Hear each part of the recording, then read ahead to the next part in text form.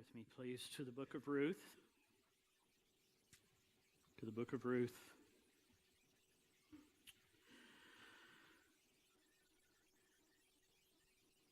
Sadness and hardness were the dominant themes of Naomi's life. Chapter 1. There's a famine and a moving and a husband's death. There is marriage of sons to Moabite women. And then there is sorrow upon sorrow as her sons also die. God's hand was heavy upon her. And while Ruth has avowed her love for Naomi and her loyalty to God, Naomi seeks ever deeper into her misery. Their return to Bethlehem is greeted with joy. Yet all Naomi can do is express her own bitterness over the hardness of the chastening hand of God. No more call me pleasant, she says. Call me Mara, bitter. She who went away full of husband and sons and even maybe hope has come home empty. And her emptiness fails to recognize a precious gift. A daughter-in-law's fierce loyalty and gracious love. But in the last sentence of chapter 1, she has come home just in time for harvest. Now, as we look at chapter 2, here is a great example of both the visual and the verbal structures we often find in Hebrew writing. And to do this chapter without recognizing this would be amiss. Notice this. First, there is mourning, and Ruth's request to Naomi to go gleaning. Then there are the morning hours and the recognition by Boaz, and noon with reciprocal kindness and mercies. Then there are the afternoon hours with respect from Boaz. And in the evening, Ruth's report to Naomi about the gleaning. And so in this structure, we see the unfolding of this story. And in this episode, the private as well as the public righteousness of Ruth and Boaz is put on public display. It's exhibited. We know that these two people are committed to God and to His law under which they live in all of their lives. But there is more here. There's more here than just a bare obedience to God's commands, but an exhibition of how deeply the character of God has been worked by grace into the hearts of Ruth and Boaz. Now the hard and bitter providences will begin to turn in such an unexpected and exhilarating way that even Mara, that even Naomi will see. We open in verses 1 to 7 with character. Woven through the first portion of this episode is an unveiling of character. We are introduced to Boaz while the character and conduct of Ruth is exhibited. Now, never forget, this is a Moabite woman. She did not grow up under the law. This was not her childhood experience. She grew up in a very pagan very carnal, very worldly environment. And yet, you find an amazing, gracious poise and purity. And we are shown, albeit in a subdued way, the character and the sovereign hand of God. So the bleakness of bitter providences are now being turned by an emerging brightness of hopeful provisions. Verses 1 to 7, and this is what God's word says. Now, Naomi had a relative of her husband's, a worthy man of the clan of Elimelech, whose name was Boaz. And Ruth the Moabite said to Naomi, "Let me go to the field and glean among the ears of grain after him in whose sight I shall find favor." Now, let me pause. Find favor in the Old Testament is the Old Testament's way of saying grace. Whom I shall find grace. And so she said to her, "Go, my daughter." And so she set out and went and gleaned in the field after the reapers. And she happened to come to the part of the field belonging to Boaz, who was of the clan of Elimelech. You can see the author's eyes sparkling, right? And behold, Boaz came from Bethlehem. And he said to the reapers, "The Lord be with you." And they answered, "The Lord bless you." And Boaz said to his young man who was in charge of the reapers, "Whose young woman is this?" And the servant who was in charge of the reapers answers, "Well, she's a young Moabite woman." There's an implicit warning here, right? She's a young Moabite woman who came back with Naomi from the country of Moab. Are you listening, Boaz? And she said, "Please let me glean and gather among the sheaves after the reapers." And so she came, and she has continued from early morning until now, except for a short rest. Clearly, we are being introduced to Boaz and to Ruth, particularly to the kind of people they are. Here we find Boaz is related to Naomi's husband. He is a man of wealth who owns a large farm with many laborers. He is a man who is respected, who is obeyed by those in his employ. Boaz's first word in the text are a greeting that conveys God's blessing on his field hand. What a godly man. Just to walk up, and here's his field hands, and he raises his hand and he says, "May God be with you. May God bless you," is their reply. That they respond to him in kind shows that this is the settled habit of his life, arising from a deep Godwardness. The author then is portraying a man of place, position, and prosperity, who is a relative of Naomi and deeply righteous in God's sight. Further, we are treated to more insight to what Ruth is like. We find her to be respectful and submissive to Naomi, requesting permission to go glean.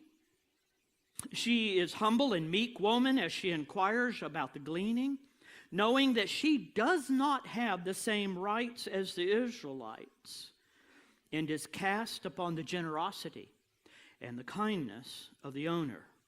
And the manager notes she's diligent, she's hardworking. The overseers have observed her to have worked hard all morning, only taking what, though it says here a short break, the idea in the Hebrew is she took a water break. Either this sort of earnest diligence was unusual in gleaners, or probably more likely was unexpected from this Moabite woman who was from Moab. You know how lazy foreigners are, right? And look at verse 3. Ruth sets out and links up with the gleaners who are sort of going out in the fields as a group. And I love the way he writes this. Just happens up on Boaz's field. Now, certainly the Bible is not making an argument for chance here. This is the lovely irony and the beautiful narrative that's being written. We are meant to smile at the word. Nor we try to read into this some deviousness or decision on Ruth's part. I just wanted to grab the ears of a couple of commentators at this point. With a deft feel for irony, the author dangles before us the prospect of sure and wise providences of God. While Ruth, in her own mind, is picking a field to glean in, God is moving in his mysterious power to bring her to the field of his purpose and provision. Verses 8 through 16 highlight care. Ruth and Boaz are brought face to face. Boaz takes the initiative to declare himself to her, and in all that Boaz does here, we have a faithful, godly Jew who not only knows the law, but whose generosity and grace extends himself on behalf of others, even to the point of personal loss. He addresses her as my daughter, pointing to the age difference between them. There is a gentle maturity to his words to her and his way with her.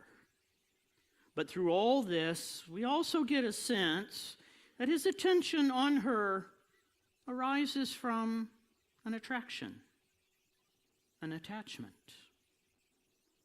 But it is oh so very subtle.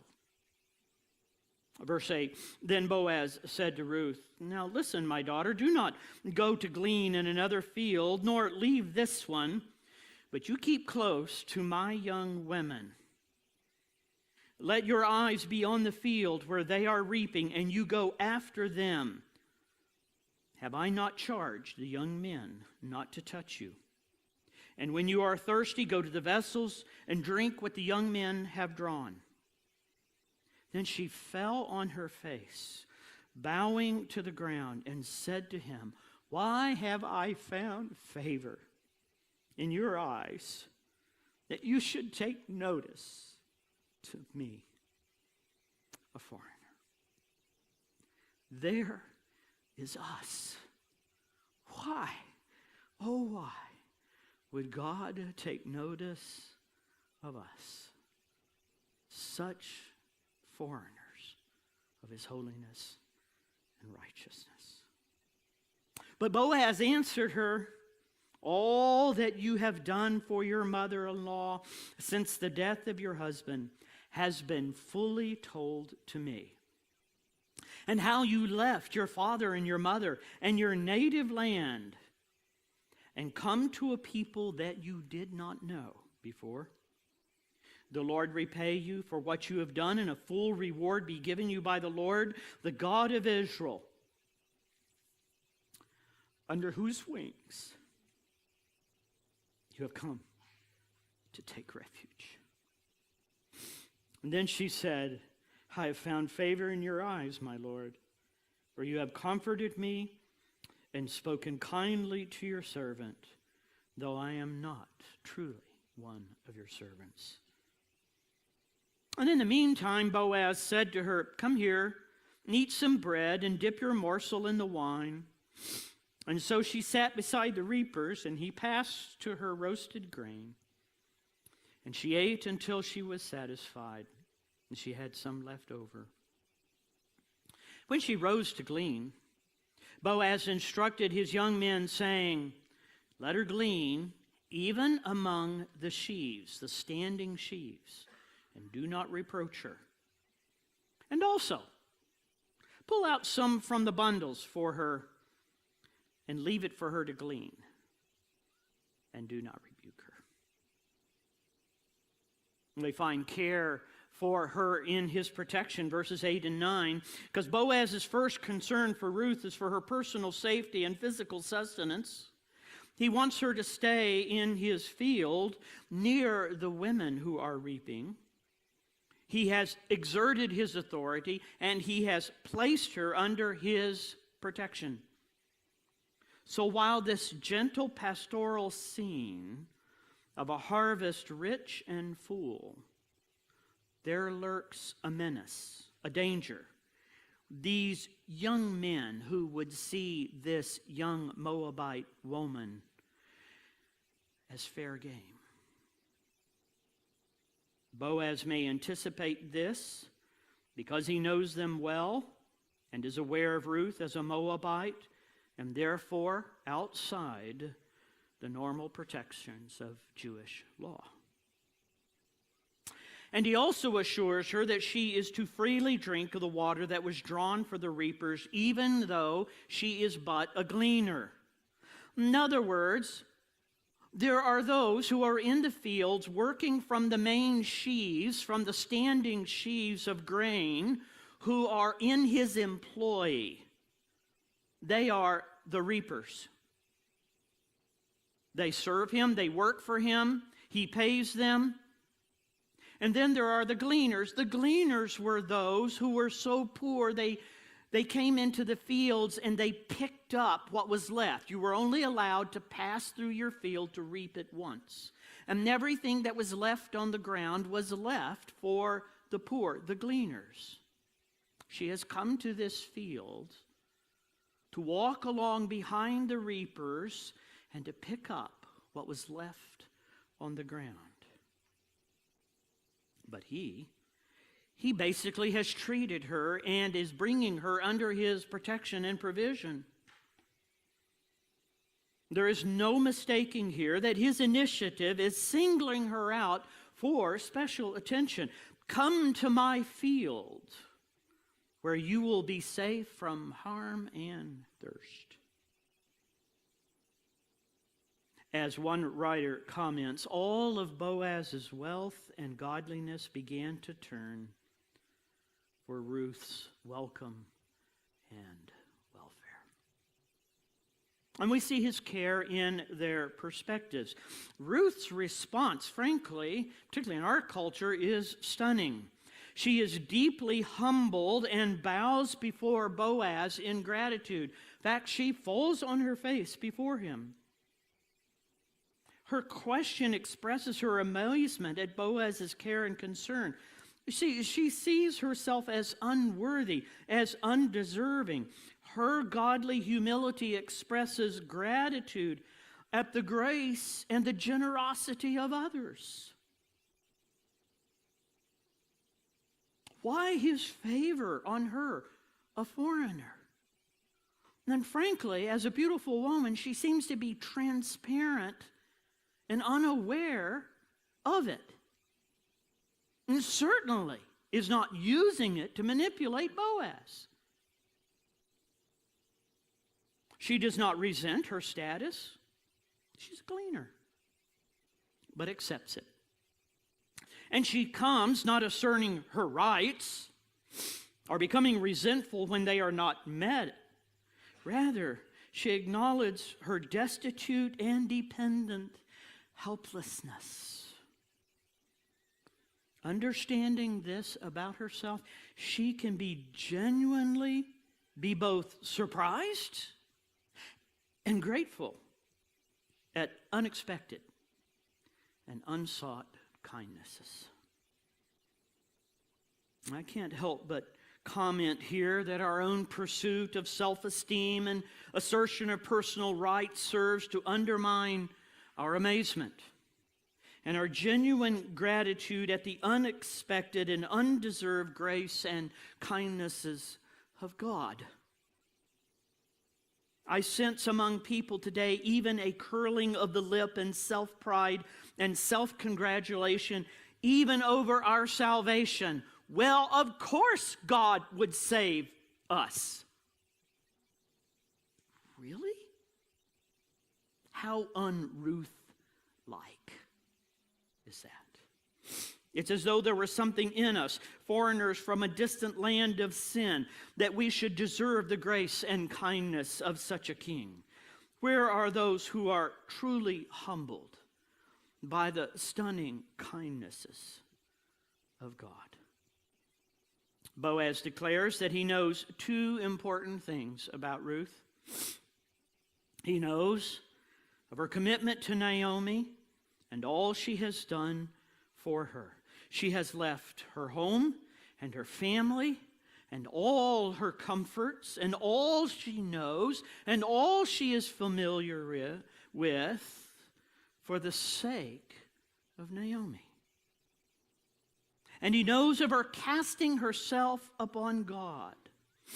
She has hidden herself in the sheltering wing of Yahweh. Listen to how David develops this thought years later in Psalm 36, verses 7 through 9, where he writes, "How precious is your steadfast love, O God! The children of mankind take refuge in the shadow of your wings. They feast on the abundance of your house, and you give them drink from the river of your delights. For with you is the fountain of life, and in your light do we see light."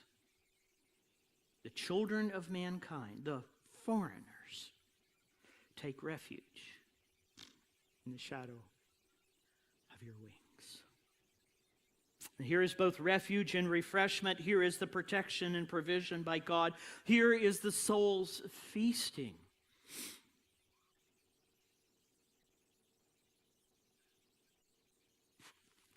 And the abundance of God and the drinking of the flowing river of God's delights. While the situation of her life may be so very hard, there is refuge and there is refreshment under the gracious care of an unexpected patron. And here there will be refuge and refreshments and defense and delights in God, whose wings is over her, whose house is full, and whose coming delights will flow like a torrent from his grace. Because you see, we have returned just in time for harvest.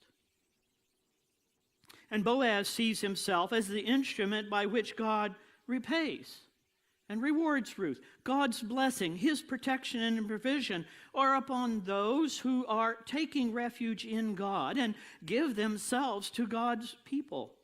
Ruth's goodness to Naomi does not put God in debt to her, as though God owed her. Rather, God delights to respond with rich reward to those who see him as worthy of their trust, as being their refuge. You seek shelter and sustenance under the shadow of God's wings. There, he will reward. There, he will respond. And because she took refuge in God, she could then commit herself to Naomi and leave the security and safety of her home and family. As God delighted to stretch his sheltering wing over her and place Boaz in her life as the bringer and the bearer of God's blessing. And we see care in his provision, verses 14 to 16. It's not enough that Boaz should shield her.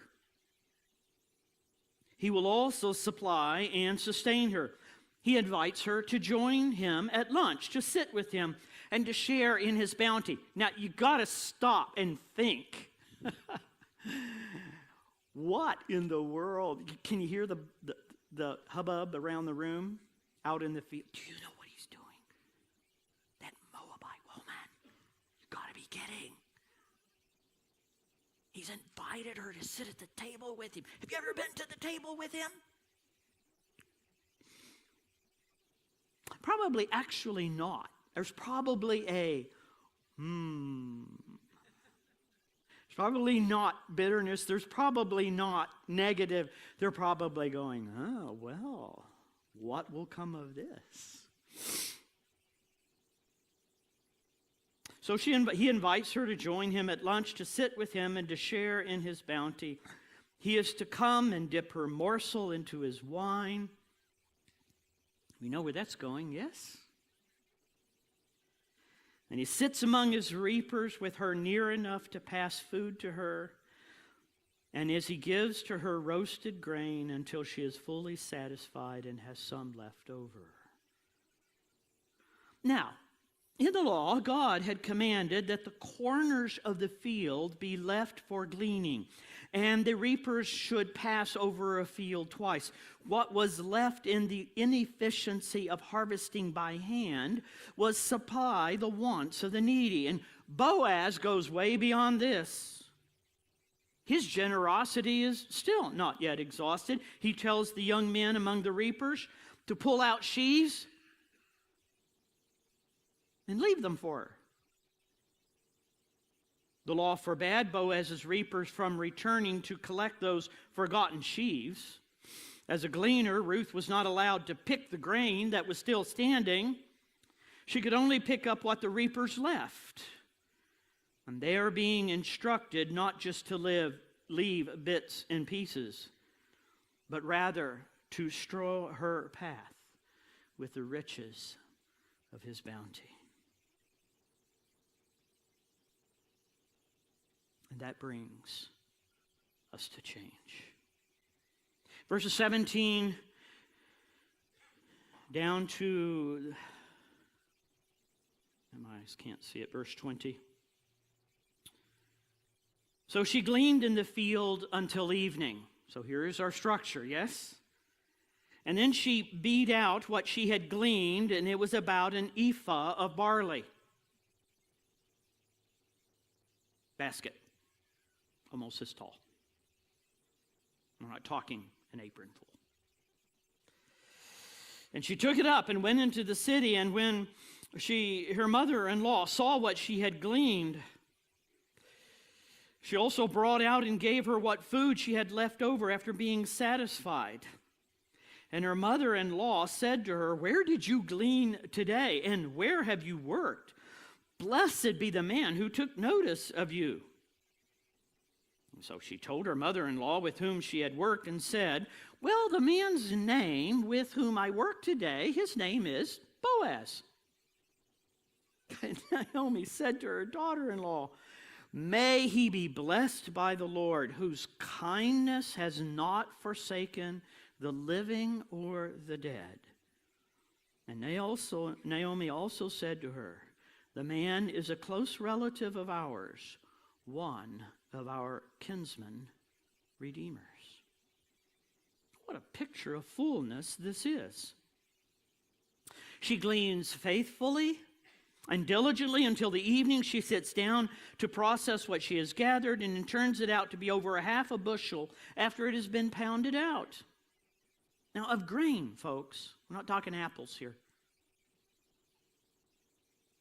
And so there's a change in their providences. Here is a great turning point in their situation. While Naomi has gone out full and returned home empty, Ruth has gone out in the morning empty and has returned in the evening full. She not only has all that she has gleaned, but she has leftovers of the roasted grain from lunch. This is the first take-home box, right? And in the midst of great want, there has come great goodness. And Naomi recognizes the change in their providences. She inquires as to where and on whose land she has been gleaning. All that she has brought home cannot possibly have come from or through the most diligent of even mere gleaning. And maybe there's at first alarm. But she knows full well that someone has intervened and provided in a special way. Out of the bleakness of our hardship, there now comes a dawning brightness of hope and help.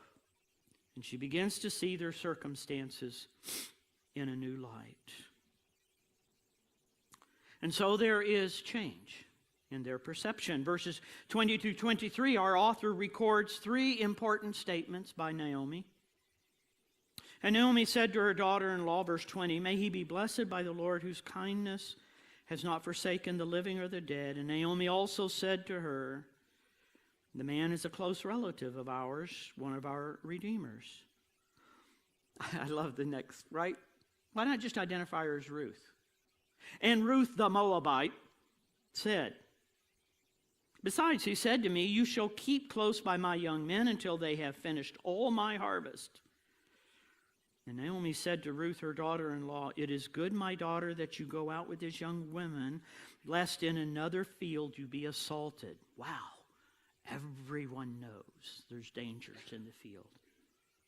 So she kept close to the young women of Boaz, gleaning until the end of barley and wheat harvests, and she lived with her mother-in-law. Notice three important statements by Naomi. First, she acknowledges the kindness of God as the source of their blessing. Once again, this word, kindness, hesed, is the key. The living and the dead are not forsaken because of the kindness of God. There's a realization that the line and clan of Elimelech may yet live on through Ruth and the kinsman redeemer.